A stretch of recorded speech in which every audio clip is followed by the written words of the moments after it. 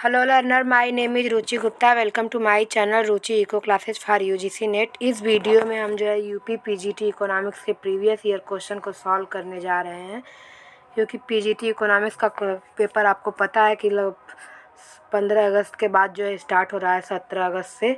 ठीक, तो पेपर बहुत ही पास आ गया है, तो इसके लिए मैं जो है यूपी पीजीटी और यूपी जो है टीजीटी इकोनॉमिक्स के जो है प्रीवियस ईयर क्वेश्चन जो है सॉल्व कराने जा रही हूँ, जो कि बहुत ही बेनिफिशियल होता है। अगर आप पेपर से पहले जो है क्वेश्चन पेपर सॉल्व कर लेते हैं तो कुछ क्वेश्चन रिपीटेड होते हैं, तो वो आपको जो है बहुत ही बेनिफिशियल होते हैं। तो इसलिए मैं जो है कि स्टार्ट कर रही हूँ ये वाला जो है सीरीज़। तो क्वेश्चन नंबर 1 से देखते हैं। Capitalism is a system characterised by the following feature. और हम जो है सारे क्वेश्चन को जो है विद एक्सप्लेनेशन जो है सॉल्व करने वाले हैं। तो इसमें फर्स्ट ऑप्शन है total absence of government role, right to property, right to inheritance, all of the above. Total absence capitalism का मतलब सबसे पहले समझ लेते हैं। कैपिटलिज्म का मतलब ये होता है कि हमारी इकोनॉमी जो है वो कैपिटलिस्ट होती है। यहाँ पे हिंदी में इसको जो है पूंजीवाद बोलते हैं। यहाँ पे ज़्यादा से ज़्यादा प्रॉपर्टी ओनर रहते हैं, यानी कि बोल सकते हैं कैपिटलिस्ट इकोनॉमी, जो कैपिटल को ज़्यादा यूज करते हैं, ज़्यादा बिजनेस, जिस तरह हमारी चाइना की इकोनॉमी है एक कैपिटलिस्ट, उस तरीके से। ठीक, और इंडियन इकोनॉमी जो है वो मिक्स्ड इकोनॉमी है, आपको पता होगा, सोशलिस्ट प्लस कैपिटलिस्ट। तो कैपिटलिज्म के जो है प्रॉपर्टी में आता है कि नो गवर्नमेंट इंटरफेरेंस, या आप बोल सकते हैं कि मिनिमम गवर्नमेंट इंटरफेरेंस होता है। तो ये वाला ऑप्शन तो total absence of government interference, ये वाला ऑप्शन तो सही ही है। राइट टू प्रॉपर्टी, यानी कि यहाँ पे जो सोशलिस्ट इकोनॉमी में आप देखेंगे पब्लिक प्रॉपर्टी होती है, ये प्राइवेट। तो यहाँ पे केवल प्राइवेट प्रॉपर्टी ओनरशिप होती है। ठीक, और राइट टू इनहेरिटेंस मतलब कि जैसे कि आपके दादा की प्रॉपर्टी हो गई तो उनके मरने के बाद उनके बच्चों को मिलती है, उसी तरह ये राइट टू इनहेरिटेंस प्रॉपर्टी भी जो है प्रॉपर्टी पर राइट होता है। ठीक, तो यहाँ का ऑप्शन जो हो गया ऑल ऑफ द एबव। अब हम इसके बाद इसके बारे में पढ़ लेते हैं कि कैपिटलिज्म क्या होता है। तो capitalism is an economic system that focus on a free market to determine the most efficient allocation of resources and set prices based on supply and demand. यानी कैपिटलिस्ट इकोनॉमी में जो है सप्लाई और demand पे जो है कि prices determined होते हैं, और रिसोर्स का जो है मोस्ट इफिशिएंट एलोकेशन होता है, यानी कि परफेक्ट कंपटीशन होता है, और यहाँ पे जो है फ्री मार्केट इकोनॉमी होती है। कैपिटलिज्म के जो है कि कैरेक्टरिस्टिक्स में फीचर में देख सकते हैं, यहाँ पे दिया हुआ है 2 क्लास सिस्टम। यहाँ पे 2 क्लास सिस्टम होता है, यानी एक अपर क्लास और एक लोअर क्लास होता है। प्राइवेट ओनरशिप होती है, और प्रॉफिट मोटिव, इनका जो मोटिव होता है प्रॉफिट कमाना होता है, वेलफेयर नहीं होता। मिनिमम गवर्नमेंट इंटरफेरेंस होता है, परफेक्ट कंपटीशन होता है। स्टार्ट करते हैं अपना नेक्स्ट क्वेश्चन। तो नेक्स्ट क्वेश्चन है कि who among the following gave the cardinal utility approach to consumer behaviour. तो कंज्यूमर बिहेवियर के आपको पता है कि 2 अप्रोच है, एक कार्डिनल अप्रोच है, एक ऑर्डिनल अप्रोच है। ठीक, कार्डिनल अप्रोच को जो दिया है मार्शल ने दिया है, ऑर्डिनल को हिक्स ने दिया है। कार्डिनल अप्रोच में क्या होता है कि इसमें जो है कि हमारी जो यूटिलिटी को हम जो है न्यूमेरिकल वैल्यू में जो है मेजरमेंट करते हैं, उसे जो है न्यूमेरिक वैल्यू असाइन करते हैं 1 2 3 इस तरीके से।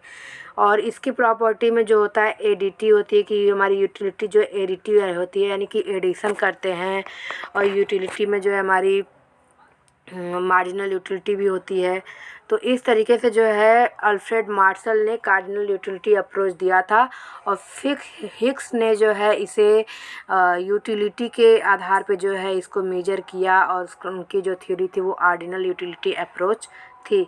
तो यहाँ पे ऑप्शन ए सही हो जाएगा। नेक्स्ट क्वेश्चन चलते हैं। Elasticity of demand refers to.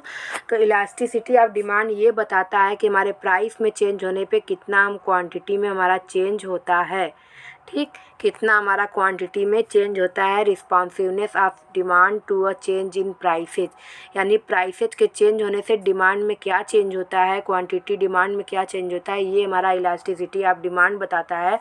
और जब अगर आपको कुछ दिया प्राइस इलास्टिसिटी ऑफ डिमांड तो भी यही ऑप्शन होगा, लेकिन जब इनकम इलास्टिसिटी ऑफ डिमांड पूछेगा तो responsiveness of demand to a change in prices जो इनकम हो जाएगा।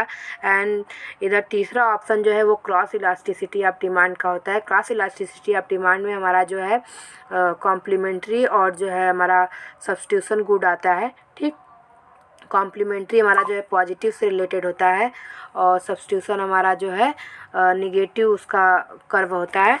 तो हम आगे और जितने भी क्वेश्चन आएंगे उससे रिलेटेड करेंगे। तो इलास्टिसिटी ऑफ डिमांड का हमारा ये होता है फार्मूला, इसका आप देख लेंगे। ई डी इक्वल्स टू होता है del Q by del P, एक मिनट, इसका होता है del Q by del P multiplied by P by Q, और इसका साइन जो है माइनस में होता है। नेक्स्ट क्वेश्चन चलते हैं। Given the X and Y are two complementary good. देखिए कॉम्प्लीमेंट्री गुड का क्या होता है कि दोनों एक दूसरे के, हिंदी में बोल सकते हैं पूरक होती हैं, दोनों एक दूसरे की कॉम्प्लीमेंट्री होती है, यानी कि दोनों एक दूसरे के बिना अधूरी होती है। जैसे आप समझ लीजिए पेट्रोल और कार, यानी पेट्रोल से ही जो है कार चलती है और कार के लिए पेट्रोल की ज़रूरत है। ठीक, जैसे आप समझ लीजिए दूध और कॉफ़ी, मिल्क एंड कॉफ़ी। ठीक, क्योंकि कॉफ़ी बनाने के लिए मिल्क की ज़रूरत होती है।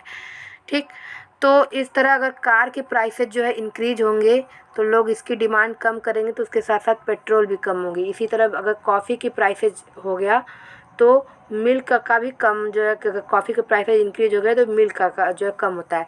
और अगर आप कॉफ़ी और जो है कि टी को लेंगे तो ये जो है सब्स्टिट्यूशन गुड का एग्जांपल होते हैं, जो कि इन्वर्सली रिलेटेड होते हैं। अगर इसका प्राइस इंक्रीज होता है तो इसका प्राइस डिक्रीज होता है।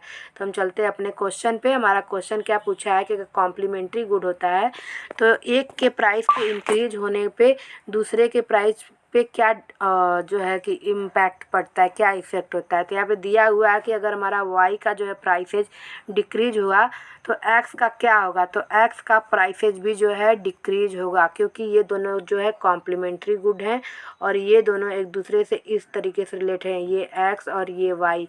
यानी एक के जो है कि प्राइसेज इंक्रीज होंगे दूसरे के होंगे और दूसरे का कम होंगे, यानी एक की डिमांड कम होगी दूसरे की भी कम होगी। तो यहाँ पे it will be fall if with the fall in prices expenditure on good increases price elasticity of such product will be। तो ये प्राइस इलास्टिसिटी के बारे में पूछा है। इसमें क्या होता है कि अगर हमारा जो है प्राइस में कितने परसेंटेज चेंज होने पर, जैसे कि प्राइस में अगर हमारा 1% चेंज हुआ तो हमारा क्वांटिटी कितने परसेंट चेंज होगा, इसका जो है इफ़ेक्ट बताता है हमारा प्राइस इलास्टिसिटी, यानी responsiveness of change in demand with respect to change in price. ठीक, तो अगर आप जो है इसको ऑप्शन से जाएंगे तो काफ़ी अच्छा आपके लिए होगा और आप बहुत ही जल्दी कर लेंगे। आपको प्राइस इलास्टिसिटी का मतलब पता चल गया। बाकी आप यहाँ से देखिए, यहाँ पे दिया हुआ है if with the fall in prices, यानी प्राइस की डिक्रीज हो रही है। Expenditure on the good increases, अगर expenditure on the good increases इसका मतलब है consumption on the good increases, consumption का इंक्रीज होना मतलब डिमांड इंक्रीज हो रही है। ठीक, तो इस तरीके का कंडीशन है। अब इसमें पूछ रहा है कि इसकी इलास्टिसिटी क्या होगी। अगर इलास्टिसिटी ज़ीरो होगी, यानी इलास्टिसिटी ज़ीरो होने का मतलब ये इस तरीके का वर्टिकल लाइन बनेगा। ठीक, वर्टिकल लाइन बनेगा तो यहाँ पे जो है प्राइसेस के चेंज होने पर क्वांटिटी पे कोई फ़र्क नहीं पड़ता है। इलास्टिसिटी किसकी ज़ीरो होती है, जहाँ पे जो इलास्टिसिटी ऑफ डिमांड हमारी जो है कि वर्टिकल होती है, खड़ी होती है, परफेक्टली इन इलास्टिक होती है, इन इलास्टिक। ठीक, तो यहाँ पे जो है प्राइसेस के चेंज होने पर क्वांटिटी पे कोई फ़र्क नहीं पड़ेगा। तो ये तो पहले ही कट हो गया हमारा। सेकेंड इनडिटर्मिनेट वाला तो नहीं, क्योंकि यहाँ पे दिया हुआ है। और लेस देन यूनिटी का मतलब क्या होता है, अगर लेस देन यूनिटी है यानी कि हमारी जो है लेस इन इलास्टिक है। लेस इन इलास्टिक का मतलब स्टीपर है, यानी प्राइसेज के चेंज होने पे कंजप्शन में बहुत कम चेंज होता है। ठीक, लेकिन यहाँ पे expenditure on the good increases यानी ज़्यादा इंक्रीज हो रहा है, तो ये वाला भी कैंसिल हो गया। अगर ये तीनों कैंसिल हो गए तो यहाँ पे हो गया वेरी हाई का मतलब होता है कि ये स्टीपर होता है, प्राइसेज में थोड़ा सा चेंज होने पे कंजप्शन डिमांड में ज़्यादा चेंजेज होते हैं। ठीक, इस तरह का देखिए आप, इतना चेंज होने पे इतना क्वांटिटी में चेंज हो रहा है, यानी कि यहाँ पे हमारा जो है डिमांड कर्व फ्लैटर होता है। तो ऑप्शन हमारा वेरी हाई हो जाएगा यहाँ पे। नेक्स्ट क्वेश्चन चलते हैं। Giffen good is that product whose demand. Giffen good जो है कि आपने एक स्टेटमेंट सुना होगा कि all inferior good are Giffen good but all Giffen good are not inferior good. Giffen good जो है कि कॉन्सिपिशियस कंजप्शन से भी रिलेटेड होता है, और गिफिन गुड का क्या होता है कि अगर इनके जो है प्राइसेज इंक्रीज होते हैं तो भी इनकी डिमांड इंक्रीज होती है, तो यहाँ पे ऑप्शन 1 हो जाएगा, ठीक। और गिफिन पैराडॉक्स जो दिया था, एक गिफिन नाम के जो है इकोनॉमिक्स थे, उन्होंने दिया था। नेक्स्ट चलते हैं, Adam Smith book an inquiry into the nature and causes of wealth of nation publish in 1776 में जो है एडम स्मिथ ने अपनी बुक थी, इनको जो है फादर ऑफ इकोनॉमिक्स भी बोला जाता है, और ये इनकी फेमस बुक थी, इसको जो है वेल्थ ऑफ नेशन के नाम से भी जाना जाता है। एडम स्मिथ की जो थ्योरी है आपकी एब्सोल्यूट एडवांटेज थ्योरी, ये जो है कि इनविजिबल हैंड इन्होंने ही दिया है। फिर डायमंड वाटर पैराडॉक्स जो है आपको एडम स्मिथ ने दिया है। तो हम जो है कि ऐसे बहुत सारे क्वेश्चन वाइज हम करते चल रहे हैं, और जो आपको जिनके बारे में जितनी नॉलेज हो सकती है वो दे सकते हैं। ये जो है फ्री नो गवर्नमेंट इंटरफेरेंस को मानते थे, फ्री इकोनॉमी को मानते थे, कैपिटलिस्ट इकोनॉमी को मानते थे, परफेक्ट कंपटीशन होता था, डिविजिबिलिटी ऑफ लेबर जो है कि ये इनके थ्योरी में है, ठीक। तो under perfect competition who decided the price in the market for firm, तो फर्म के लिए जो डिसाइड करता है वो ना ही बायर करता है ना गवर्नमेंट करती है। यहाँ पे इंडस्ट्री जो होती है, इंडस्ट्री यानी कि सारे फर्म्स को मिला करके जो ओवरऑल इंडस्ट्री होती है, वो इंडस्ट्री डिसाइड करती है कि प्राइस क्या होगा।